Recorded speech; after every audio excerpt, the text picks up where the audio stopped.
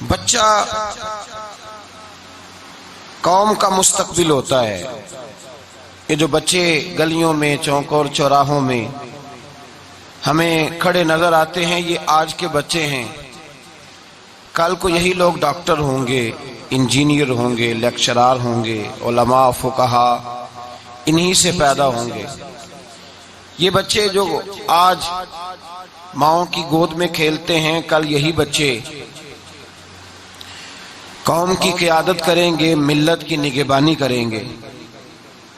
جس قدر زیادہ اچھی عادات اور جس قدر زیادہ اچھے افکار اور نظریات اور جس قدر زیادہ اچھی سوچ ہم ان بچوں کو دینے میں کامیاب ہو جائیں گے، آنے والا معاشرہ بھی اتنا ہی اچھا ہوگا۔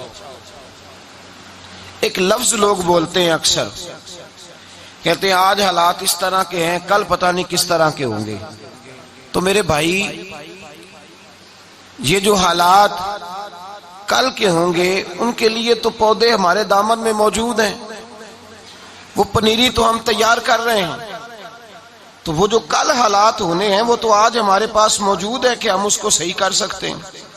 آج اگر اولاد پر، بچوں پر، بھتیجوں پر، بانجوں پر محنت ہو جائے، جدوجہد ہو جائے، آج اگر یہ خوبصورت پنیری اچھے طریقے سے تیار ہو جائے تو پھر ہمیں یہ نہیں کہنا پڑے گا کہ کل ہمارا خطرناک ہے، پھر ہم انشاءاللہ یہ کہیں گے کہ آنے والا کل ہمارا بڑا روشن اور تابناک ہے، اور آنے والے کل میں ہمیں بہت سارے ثمرات ملنے والے ہیں، فوائد ملنے والے ہیں۔ جو لوگ بچوں کی تربیت کر رہے ہیں وہ بھی ذرا توجہ کریں، اور جن پر یہ وقت آنے والا ہے وہ بھی ذرا خیال کریں۔ میرے نبی کریم علیہ الصلوۃ والسلام کا ایک فرمان ہے جو اس سارے موضوع کی جان ہے۔ نبی پاک نے فرمایا کل مولود یولد علی الفطرہ، جو بچہ بھی پیدا ہوتا ہے وہ مسلمان پیدا ہوتا ہے، وہ مومن ہے، مسلمان ہے، فطرت پر پیدا ہوا ہے۔ یولد علی الفطرہ، فطرت اسلام ہے، وہ فطرت پر پیدا ہوا ہے۔ وہ جب پیدا ہوا تھا تو مسلمان تھا، مومن تھا، موحد تھا، سارا کچھ تھا۔ اب اس کے والدین جن کے ہاں اس نے پرورش پائی، حضور فرماتے ہیں اگر وہ یہودی ہوں تو بچہ یہودی ہو جاتا ہے، اگر وہ عیسائی ہوں تو بچہ، اس کی آپ مزید شرح کر لیں، اگر وہ ماں باپ نمازی ہوں تو بچہ، اگر ماں باپ قرآن شریف کی تلاوت کرنے والے ہوں تو بچہ قرآن پاک کا قاری بن جاتا ہے، اگر ماں باپ کی زبان پر درود پاک ہو، نعت مصطفیٰ، تو بچے کی زبان پر بھی جاری ہو جاتی ہے۔ تو فرمایا بچہ فطرت پر پیدا ہوتا ہے، اس کے ماں باپ اسے بناتے ہیں، وہ جو بھی بنتا ہے۔ تو بھائی اگر کل کا معاشرہ ہمیں خطرناک نظر آ رہا ہے، آنے والے کل میں ہمیں آزمائش، تکلیف اور برائی زیادہ نظر آ رہی، تو اس کا مطلب یہ ہے کہ ہم اس نسل کو وہ خیر نہیں دے رہے جو ہمیں دینی چاہیے۔ آج جو پنیری ہم تیار کر رہے ہیں، لگ ایسے رہا ہے کہ جیسے ہم اس کو شجرے سایہ دار نہیں بنا رہے، نفع بخش وجود ہم تیار نہیں کر پا رہے، اس لیے شاید مستقبل میں یہ نقصان ہوگا۔ اللہ تبارک و تعالیٰ نے قرآن مجید میں فرمایا یا ایھا الذین آمنوا قوا انفسکم واہلیکم نارا، اے ایمان والو خود بھی جہنم کی آگ سے بچو اور اپنے گھر والوں کو بھی بچاؤ، اپنے بال بچوں کو بھی بچاؤ، محنت کرو، ان کو بھی بچاؤ دوزخ کی آگ سے۔ تو یاد رکھیے گا اور سمجھیے گا اس بات کو، خاص غور فرمائیے گا کہ بچہ قوم کا مستقبل ہوتا ہے۔ ہم یہ، اور ایک اور بات بھی بڑی ذہن میں رہے، ذہن نشین رہے، یہ جو بات ہے یہ صرف اپنے بچے کے لیے نہیں، یہ ملت کے سارے بچوں کے لیے ہے۔ یہ بات ملت کے، بولیے یہ بات ملت کے، میری طرف توجہ فرمائیے، بات ملت کے، یہ سارے بچوں کے لیے۔ اس لیے کہ ایک بچہ اگر نیک ہو جاتا ہے اور چوک میں کھڑا دوسرا ڈاکو بن جاتا ہے تو پھر بھی قوم کو اس کا فائدہ نہیں ہوتا۔ اگر ایک بچہ نمازی بن جاتا ہے لیکن دوسری جانب ایک کھڑا بچہ وہ بہت بڑا سفاک، جابر اور قاتل بن جاتا ہے تو پھر بتلائیے کیا فائدہ ہوا؟ جب ساری ملت کے بچے، ساری قوم کے بچے اچھے طریقے سے، اچھے مستقبل، اچھی سوچ، اچھے افکار کے مالک ہوں گے، پھر اس کا ملت کو فائدہ ہوگا۔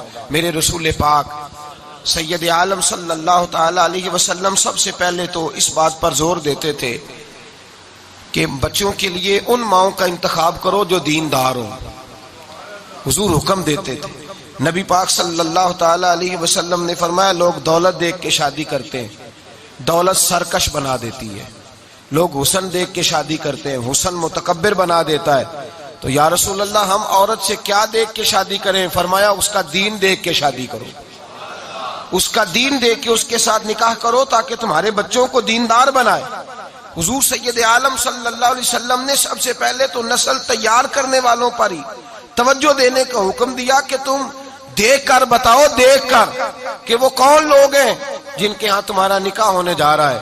پھر جب بچہ پیدا ہو تو میرے نبی پاک نے فرمایا اس کا حسین نام رکھو, اس کا عقیقہ کرو. فرمایا اس کی زبان پر جو پہلا کلمہ جاری ہو وہ اللہ کا نام ہونا چاہیے. پہلا کلمہ جو جاری ہو وہ اللہ کا نام ہونا چاہیے. جب وہ سمجھدار ہو, وہ شعور رکھنے لگے تو اسے قرآن پاک کی تعلیم دو. نبی پاک نے فرمایا 7 سال کا ہو جائے تو مسجد میں لے کر جاؤ. کیا کرو؟ فجر کے وقت اسے جگا کے بھیج دو, خود سوئے رہو. جا تو قرآن شریف پڑھا, جاؤ مسجد میں. وہاں مسجد میں نماز ختم ہوئی تو سارے نمازی امام صاحب کے پیچھے پڑ گئے, کہنے لگے ان بچوں کو منع کیوں نہیں کرتے, اتنا شور کرتے ہیں. اب وہ قاری صاحب بیچارے 8,000 کے نوکری کرنے والے, وہ اگر منع کر دے تو بچے کی اماں آ جائے گی, مولوی تو ٹھیکیدار ہے مسجد دا, میرے منڈے نو مارے آئی. بچہ بھیج دیا, اس کو 7 سال کا ہوا تو بھیج دیا, گئے نہیں. حضور نے فرمایا 7 سال کا ہو تو مسجد میں بچے کو ساتھ لے کے جاؤ, بھیجو نہیں. 7 سال کا ہو تو مسجد کا رستہ انگلی پکڑ کے دکھاؤ, مصلی پہ کھڑا ہونا سکھاؤ, اسے آداب نماز سے آگاہ کرو, خود آگاہ کرو.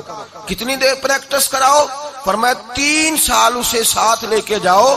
جب 10 سال کا ہو کر نماز نہ پڑھے تو پھر اسے مارو, پھر بچے کو سزا دو, پھر اسے, اب تو خیر سکولوں پہ لکھ دیا گیا ہے مار نہیں, جی مار نہیں پیار. اب تو مار نہیں پیار. بھائی الایمان بین الخوف والرجاء, اللہ بھی فرماتا ہے کہ پیار بھی ہونا چاہیے اور خوف بھی ہونا چاہیے.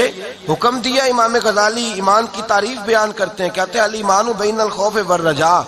آپ فرماتے ہیں اللہ کی رضا یہ ہے کہ بندے میری رحمت کی امید بھی رکھیں اور میرا خوف بھی رکھیں. ڈر بھی ضروری ہے. نبی پاک صلی اللہ علیہ وسلم نے فرمایا تمہارا ڈنڈا بھی لٹکنا چاہیے. یہ بھی حق ہے بچوں کا کہ ماں باپ انہیں ڈانٹیں بھی, اچھی بری بات سے انہیں منع بھی کریں, ممکن حد تک انہیں سزا بھی دیں. یہ حق ہے اولاد کا.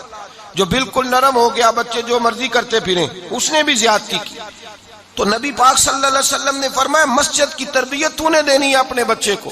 3 سال مسجد لے کر کے جا, اور پھر جب تیرا بچہ سمجھدار ہو جائے پھر اسے دین کی تعلیم کی طرف مبذول کرا, اسے دین کی دنیا کی تعلیم سکھا. ایک ہوتی ہے دین کی تعلیم, ایک ہوتی ہے دنیا کی تعلیم. یہ جو دنیا کی تعلیم ہم لفظ بولتے ہیں تو اس کا مطلب یہ نہیں کہ ان کو بے دینی کی تعلیم ہے.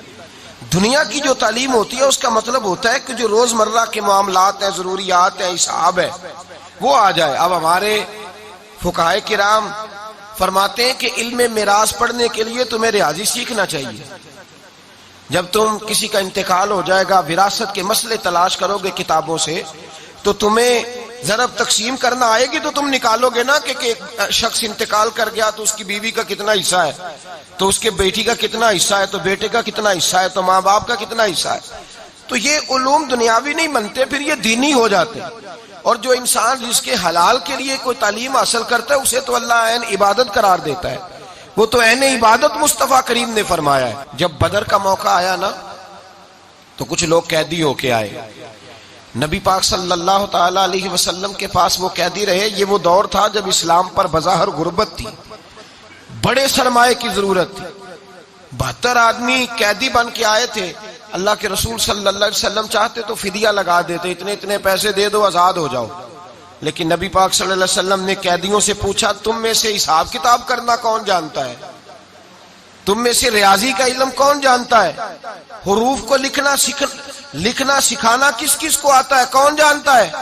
بہت سارے لوگوں نے کام جانتے ہیں.